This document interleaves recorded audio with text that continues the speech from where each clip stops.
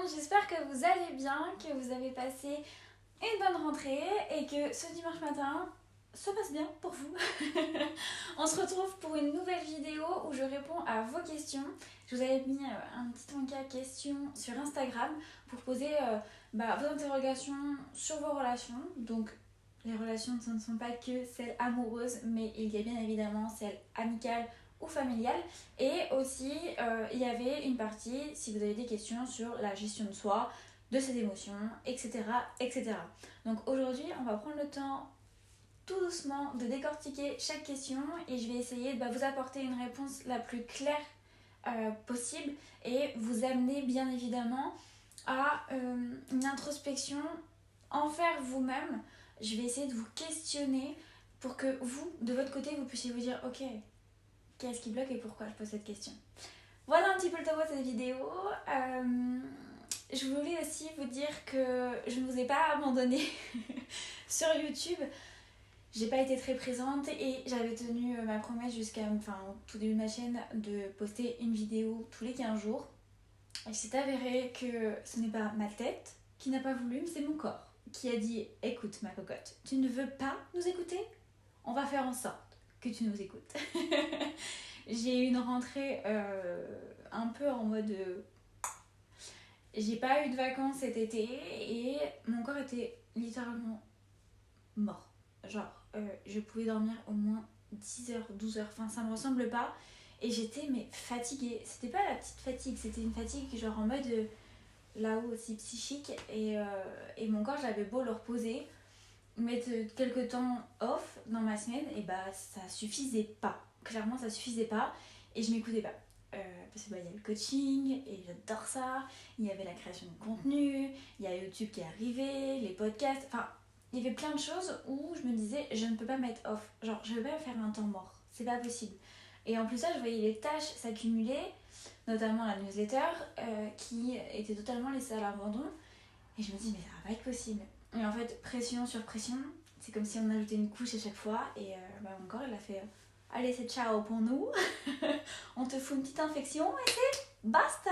Et donc, du coup, en fait, repos forcé, très clairement. Voilà pourquoi je n'étais pas là.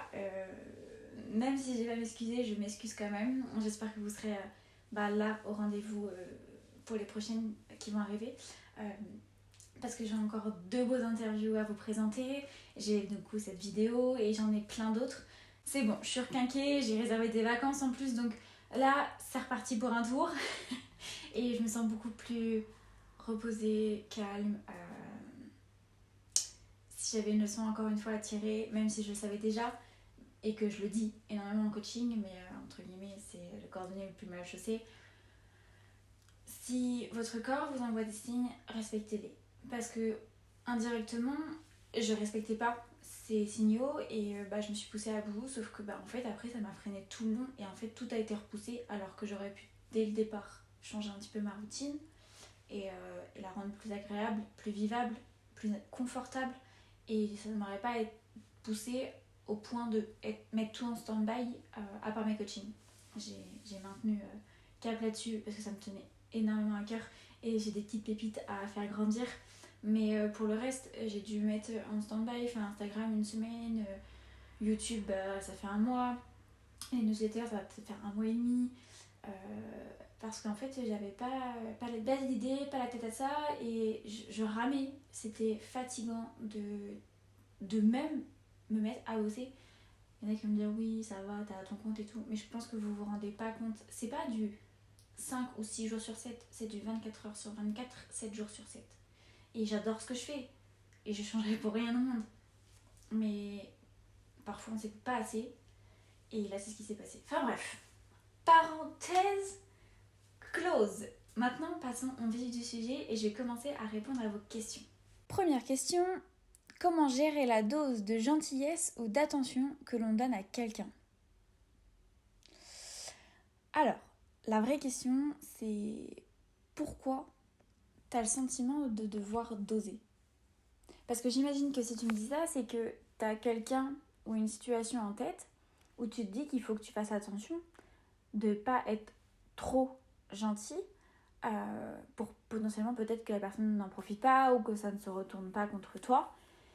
Mais en fait, pourquoi? Genre, pourquoi t'as le sentiment de devoir doser vis-à-vis de cette personne? Parce que si cette personne, elle est réellement sincère, elle te veut du bien, et donc du coup, t'as pris ton temps pour savoir tout ça et pour être certaine de tout ça, pourquoi t'as encore besoin de réguler ta dose de gentillesse?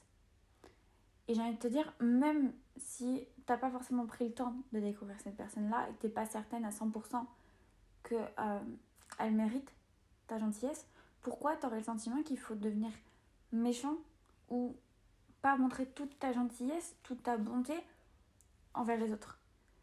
Ça, je pense que c'est certainement lié à des traumatismes, des situations que tu as vécues qui t'ont montré que être trop gentil, ça a été péjoratif. Sauf que, est-ce qu'il faut vraiment changer soi, avoir des traits de caractère plus durs, se montrer plus dur à cause des autres, alors qu'au fond, être gentil, il y a quoi de mal? Je pense qu'il faut plus changer de perspective et se dire que je reste moi-même, je n'ai pas à changer cela. Par contre, je mets plus mes limites. Je respecte mes limites. Ça veut dire que si quelqu'un dépasse cette dose de gentillesse en profitant de cette gentillesse, et bien là, c'est à toi de dire stop, je suis pas d'accord, je ne veux pas que tu fasses ça, et là, c'est trop pour moi. Généralement, tu essayes une première fois, tu expliques, tu dis, si la personne recommence, bah là, c'est à toi de t'éloigner et de faire en sorte de ok, peut-être que ça va me faire du mal de m'éloigner de cette personne-là, mais elle n'est pas capable de me respecter. Surtout que je lui ai donné l'occasion d'être dans l'action. Comme j'aime dire, on ne peut pas blâmer quelqu'un d'être dans l'inaction si on ne lui a pas proposé d'être dans l'action. En lui disant une première fois, tu lui as donné l'occasion d'être dans l'action. Donc si elle recommence, c'est son choix, c'est pas une erreur. Deuxième question. Comment les émotions liées à notre passé peuvent nous impacter aujourd'hui? J'adore cette question. Je pourrais en parler pendant des heures. Mais on va essayer de faire concis, hein avec Sandrine doucement. En gros, pour t'expliquer, on a tous une mémoire, ça bien évidemment, mais aussi une mémoire au niveau de l'inconscient. Et aujourd'hui, nous sommes la répercussion, la conséquence de tous nos vécus, de toutes les situations que nous avons vécues. Qu'elles soient positives ou négatives, l'inconscient, lui, il ne fait pas de distinction. C'est juste une situation.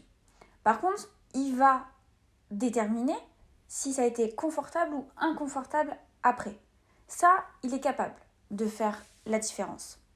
Du coup, si quand tu as vécu quelque chose, ça t'a rendu triste, tu as beaucoup pleuré pendant des mois, ça t'a rendu dans un état pas du tout positif, donc confortable pour toi, alors dans ton inconscient, ça s'est dit ok, quand il se passe ça, je suis comme ça. Et donc en fait, tu as aussi associé des émotions liées à ces événements.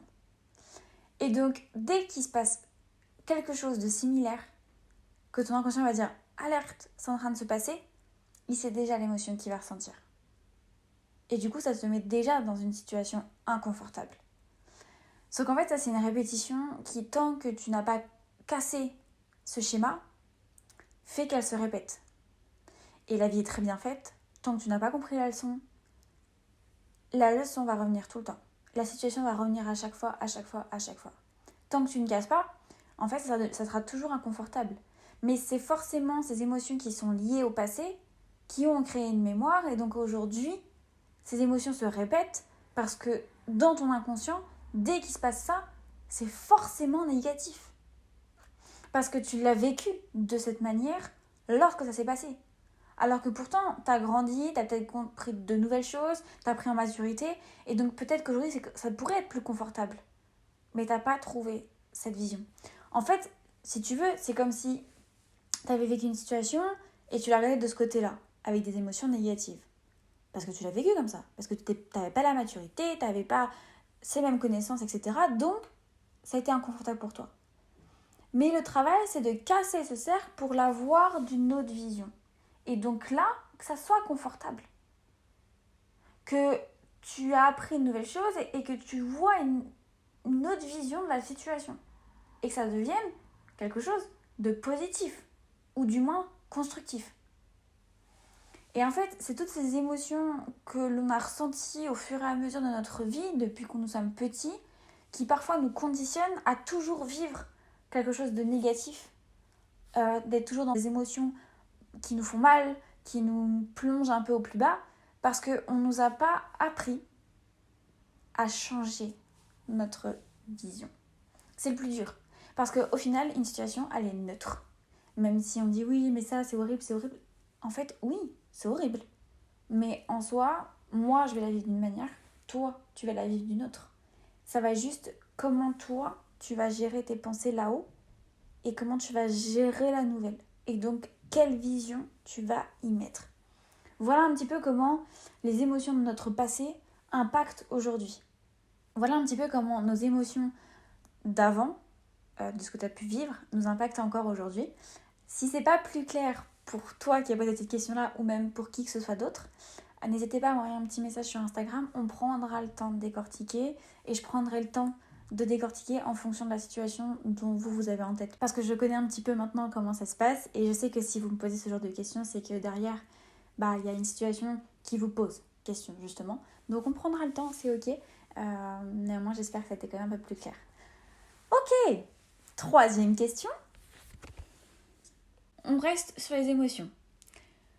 Beaucoup de mal à gérer la colère, l'impression d'être en colère pour tout le temps. Il suffit d'une étincelle et je suis en colère pour la journée. Ça me ronge de l'intérieur.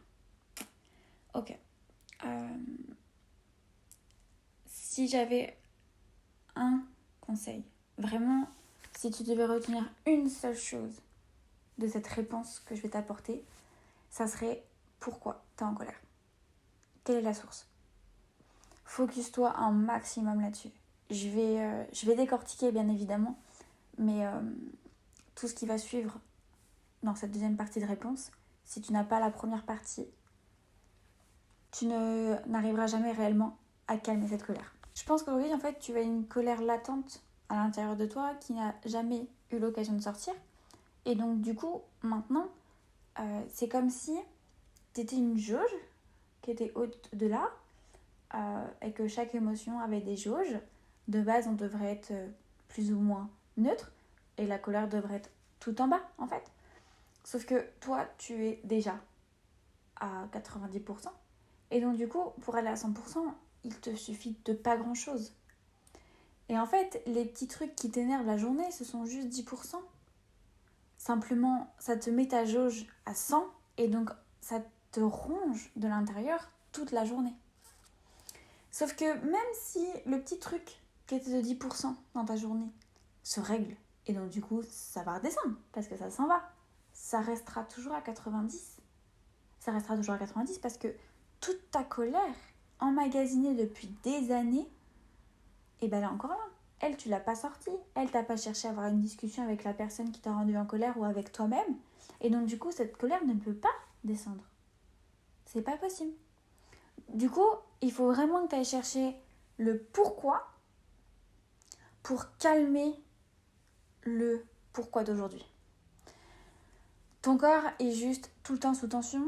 Ton esprit n'est pas vide. Tu as peut-être une boule sur l'estomac qui fait que un rien te fait partir parce que ton corps a besoin que ça parte et que ça sorte. Donc lui, la première occasion, il le fait. Sauf qu'au final, c'est pas forcément le meilleur moment adapté en fonction d'un tout petit truc. Sauf que lui, il perçoit pas comme ça. Lui, il veut juste que ça sorte. Lui, il veut juste se libérer de ce poids qu'il traîne depuis des mois et des mois, qui l'épuise et qui le fatigue. Donc, une assiette mal mise à sa place, il va partir, c'est l'occasion. Sauf qu'au fond, non. Ça veut dire que aussi bien pour toi que pour la personne que tu partages ta vie, on parle de l'exemple de l'assiette, c'est fatigant, en fait. Parce que t'as pas envie de te disputer pour ça. Surtout que dans 2 ans, tu t'en souviendras même plus. Donc, essaye de chercher la source. Et après, tu comprendras ton pourquoi d'aujourd'hui. Tu t'énerves et que ça reste comme ça tout le temps pour le moindre truc. En fait, tant que la source n'est pas réglée et apaisée, ta jauge restera toujours très haute. Et donc, tu partiras très vite en live, rapidement. Malheureusement. Prendre soin de soi, c'est aussi ça. C'est aussi aller chercher dans son passé ce qui fait qu'aujourd'hui, on est tout le temps triste ou tout le temps en colère. Prends le temps. Prends réellement le temps. Et n'attends pas le temps. Une phrase qui résonne beaucoup avec moi en ce moment, c'est le temps ne s'attend pas, il se prend. Fais-le. Dernière question. Restons-nous avec une personne par habitude? Hyper intéressante aussi cette question. Alors, oui et non. Tu vas me dire oui, avec Sandrine, c'est pas cool, c'est pas très clair. Mais parce qu'au final, une relation n'est pas identique à tout le monde et moi je vais te répondre d'un point de vue général pour essayer de te guider vis-à-vis de cette question-là. Mais il est possible que moi-même ou quelqu'un d'autre ait une vision totalement différente du couple. Et donc la réponse va différencier un petit peu quand même. Néanmoins, pour faire quelque chose de général, oui, parce que l'habitude n'est pas quelque chose de négatif au final et c'est pas quelque chose de péjoratif. On associe ça à la routine, à la perte du couple, etc. Sauf que non. Enfin, en quoi c'est mal de te dire que tu as créé ta petite routine avec quelqu'un, que c'est stable, ça t'apporte de la paix et tu sais où tu vas. Parce que oui, c'est bien la nouveauté, ça bouge, etc. Sauf que tu peux l'avoir tout en ayant des habitudes et avoir une relation stable, totalement apaisante. Faut arrêter de voir ça comme quelque chose de négatif, l'habitude. Parce que c'est celle qui va te permettre d'avoir une relation quand même assez pérenne et savoir où tu vas. Mais il faut apprendre à mettre un petit peu de piment et de casser cette routine. Après, ça reste quelque chose à travailler en couple, car c'est propre à chaque couple. Mais casser ce côté de l'habitude, c'est négatif. Donc oui, en quelque sorte, tu restes avec quelqu'un par habitude, parce que tu fais en sorte de la créer, cette habitude aussi. Tu fais en sorte de découvrir cette personne, de découvrir ses goûts, de savoir comment elle fonctionne, et que vous puissiez tous les deux vous adapter. Donc oui, tu fais pas tout ça pour rien. Donc indirectement, tu crées une habitude. Alors oui. Non, parce que si tu es avec la personne pour elle, ce qu'elle est, et les projets en commun que vous êtes en train de construire sont de pair de toi, alors non. Tu restes parce que tu te sens à ta place, tu sens que la relation est encore alignée avec toi, tes valeurs, tes besoins, tes projets, aussi bien personnels que en couple. Et donc non, tu restes pas par habitude, tu restes parce que tu en as envie. Et que ça te fait plaisir. Et que tu sais que tu es à ta place et que c'est avec cette personne-là que tu as envie de voir tes projets évoluer en couple et aussi bien personnellement, que c'est avec cette personne que tu as envie de partager tes victoires et c'est avec cette personne que tu as envie de partager aussi tes défaites et qu'il n'y a qu'avec elle que tu as envie de partager parfois tes moments de faiblesse ou de moins bien pour te sentir en sécurité, rassurée et tu as envie que ce soit avec cette personne-là. Donc non, en fait. Il faut vraiment se dire que quand tu es en couple, c'est un choix et pas une obligation. Et moi j'invite souvent, et moi-même je le fais, à souvent se poser la question, ok, est-ce que je suis encore alignée avec cette relation? Est-ce que je suis encore où je voulais être au départ? Elle va évoluer, tes visions vont évoluer, mais est-ce qu'elle vibre toujours avec moi? Est-ce qu'elle correspond toujours à mes choix? Ça veut dire que c'est pas parce que t'es en couple que tu dois te marier, c'est pas parce que t'es en couple que tu dois faire des enfants. Par contre, si t'as envie de le faire, faut que tu le fasses en te disant ouais, moi j'ai envie. J'accepte parce que j'en ai envie. Et donc je vais pas regretter même si je l'ai fait plus tard parce que à la base, à ce moment-là, quand j'ai pris cette décision-là, quand j'ai fait ce choix, ben, j'en avais grave envie. Et donc du coup, tu le fais aussi pour toi. Parce que d'un point de vue personnel, t'as envie de faire ces choses-là, pardon. Donc, quand tu prends une décision importante, quand tu évolues dans ta relation, demande-toi toujours si ce sont bien tes choix et si tu es toujours ok, d'accord avec ça. Est-ce que tu fais pour faire plaisir ou est-ce que tu fais parce que la personne avec qui tu es en couple t'a dit oui, pour moi ça c'est important. Oui, d'accord. Mais est-ce que pour toi ça l'est? C'est surtout ça la vraie question. Donc là, on s'écarte un petit peu de la question, mais du coup, voilà ma réponse par rapport à est-ce qu'on reste avec quelqu'un par habitude, oui et non. Mais ça reste pas quelque chose de négatif, il faut vraiment casser cette croyance en fait. ça dépend de la relation que tu veux, mais si tu veux une relation en paix, en douceur, qui vous pousse vers le haut, l'habitude, elle est primordiale. Parce que c'est ce qui va te rendre serein ou sereine. Voilà. Cette vidéo touche à sa fin. J'espère qu'elle vous aura plu, que les questions abordées vous a plu aussi. Je reviens très vite avec une nouvelle interview. En attendant, j'espère avoir vos petits commentaires sous cette vidéo et un petit like aussi. Vous savez, c'est ce qui nous aide le plus en tant que créateur de contenu sur les réseaux. C'est pas grand chose pour vous, mais clairement c'est beaucoup pour moi. Voilà, merci à ceux aussi qui ont écouté jusqu'à maintenant et je vous souhaite un excellent dimanche.